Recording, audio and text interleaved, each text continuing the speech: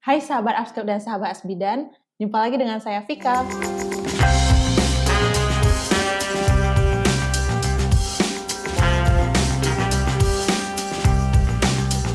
Pada video kali ini kita akan membahas putar tentang soal-soal yang sering keluar pada saat Ukom Kebidanan. Penasaran? Yuk simak video kita yang satu ini. Kita masuk ke soal yang keenam. Seorang bayi baru lahir dengan spontan dirawat di ruang perinatologi. Bayi tersebut akan direncanakan untuk pemberian imunisasi setelah pemberian vitamin K. Apakah jenis imunisasi yang tepat diberikan pada bayi?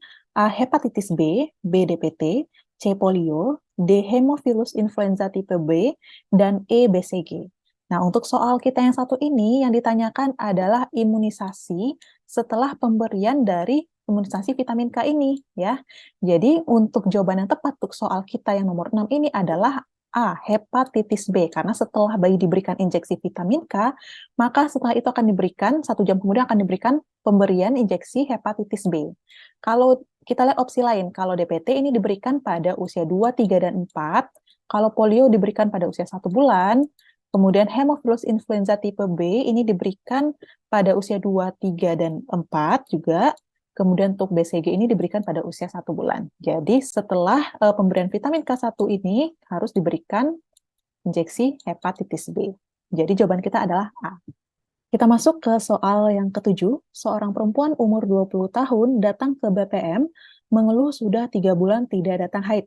Perut bagian bawah terasa sangat nyeri dan mengeluarkan bercak darah berwarna coklat, dan saat bidan melakukan palpasi uterus, pasien merasakan nyeri perut hebat. Hasil pemeriksaan, tekanan darah 100/70 mm Hg, nadi 82 kali per menit, pernafasan 19 kali per menit, suhu 36,8 derajat Celcius.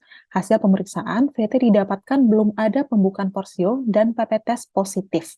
Pertanyaannya adalah, apakah tindakan yang tepat pada kasus di atas? A. Melakukan rujukan ke rumah sakit, B. Memberikan obat penguat, C. Menganjurkan untuk istirahat total, D. Menganjurkan untuk mengkonsumsi makanan tinggi zat besi, dan E. Melakukan observasi. Nah, kalau kita lihat di sini, untuk data fokus di sini yang kita punya adalah dia sudah 3 bulan tidak datang haid, kemudian nyeri, ya, perut bawah terasa sangat nyeri dan mengeluarkan bercak darah berwarna coklat. Nah, pada saat dipalpasi, ibu ini merasakan nyeri perut yang sangat hebat. Ya, kalau pas di VT tidak ada, belum ada pembukaan porsio dan PP testnya positif. Nah, kita curigai bahwasanya terjadi perdarahan, ya, perdarahan pada kehamilan muda, ya. Beberapa perdarahan pada kehamilan muda, salah satunya ada abortus, kemudian ada kehamilan ektopik, dan ada mola, ya. Nah, untuk tindakan yang tepat pada kasus ini adalah kita lakukan rujukan ke rumah sakit, karena kita curigai si ibu ini mengalami kehamilan ektopik terganggu, ya. Kita coba lihat untuk opsi lain, memberikan obat penguat ini tidak tepat, ya, karena tidak ada sangkut pautnya untuk kita mempertahankan kehamilan yang dengan kasus seperti ini, mengalami nyeri perut yang sangat hebat, karena ini dicurigai mengalami KET. Kalau misalkan dicurigai mengalami abortus imminens, itu masih bisa kita berikan obat penguat. Kemudian menganjurkan istirahat total, ini juga tidak tepat untuk kasus KET. Kemudian menganjurkan untuk mengkonsumsi makanan tinggi zat besi, ini juga tidak tepat, dan melakukan observasi juga tidak tepat. Jadi jawaban yang tepat untuk soal kita yang satu ini adalah melakukan rujukan ke rumah sakit. Kita masuk ke soal yang ke-8. Seorang perempuan usia 29 tahun, G2P1A0H1, datang ke BPM untuk memeriksakan kehamilannya dengan keluhan mual muntah dan pusing.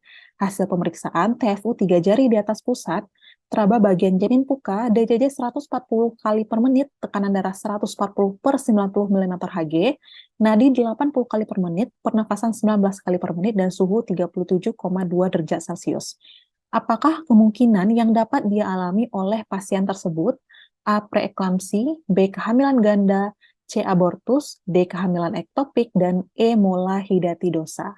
Ya, kita lihat untuk soal yang di sini yang ditanyakan adalah kemungkinan yang dapat dialami oleh pasien tersebut. Artinya kemungkinan apa, ya?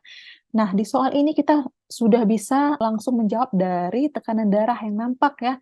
Tekanan darahnya adalah 140/90.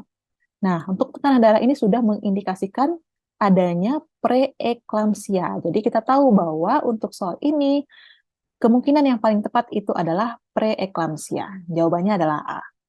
Kita masuk ke soal yang ke-9, seorang perempuan umur 25 tahun G1P0A0 dalam kala 3 persalinan di Puskesdes. Bayi lahir spontan, berat badan 3.000 gram, panjang badan 50 cm.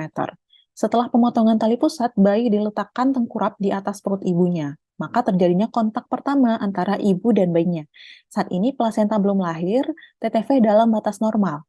Apakah yang dinamakan kontak pertama antara ibu dan bayi, A. Bonding attachment, BIMD, C. Asuhan sayang ibu, D. Asuhan sayang bayi, dan E. Asuhan sayang ibu dan bayi. Nah, untuk soal yang satu ini, tanpa melihat kembali kasus, kita sudah bisa tahu menjawab pertanyaan ini. Yang ditanyakan adalah kontak pertama antara ibu dan bayi itu disebut apa? Nah, kita sudah tahu nih di kepala kita sahabat Asbidan bahwasanya kontak pertama antara ibu dan bayi itu adalah bonding attachment. Jadi jawabannya adalah A. Kita masuk ke soal yang ke-10. Bayi laki-laki lahir pada tanggal 29 Juni 2023 diantar ibunya ke BPM dengan keluhan badan anaknya kuning sudah 3 hari. Bayi yang terkena pada wajah secara keseluruhan, sedangkan dada dan ekstremitas tidak. Pertanyaannya adalah, berapakah derajat ikterus menurut Kramer pada kasus di atas? Nah, kita lihat aja nih sahabat Asbidan, bahwasanya dikatakan di sini kuning pada bagian wajah, sedangkan dada dan ekstremitas tidak. Untuk jawaban tepat adalah derajat 1 ya. Jadi jawabannya adalah A. Kalau derajat 2 itu dia sudah sampai ke bagian dada kuningnya. Kalau derajat 3 sudah sampai ke bagian paha atas ya. Kalau derajat 4 sudah sampai ke bagian tungkai bawah. Kemudian derajat 5 ini sudah sampai ke telapak tangan maupun telapak kaki ya. Jadi untuk soal kita yang satu ini jawaban yang tepat adalah A, derajat 1. Nah, itu tadi sahabat Askep dan sahabat Asbidan, beberapa contoh soal yang sering keluar pada saat UKOM kebidanan. Gimana? Mau soal yang lebih banyak lagi? Jangan lupa saksikan video-video kita selanjutnya, pembahasan soal-soal uji kompetensi kebidanan. Jangan lupa like, komen, dan subscribe YouTube channel Abskep Indonesia. Sampai jumpa!